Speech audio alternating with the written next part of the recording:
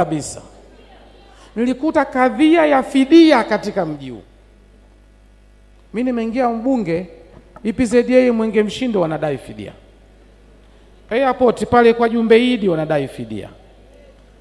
Huku Mletele huku bonde la mto Luila wanadai fidia. Ikaibuka fidia nyingine pale Pambazuko ninapojiunga chuo wanadai fidia. Upanuzi wa barabara ya kutoka Songea kwenda Makambako watu walikuwa wanadai fidia. Fidia hizo zote nimezilipa.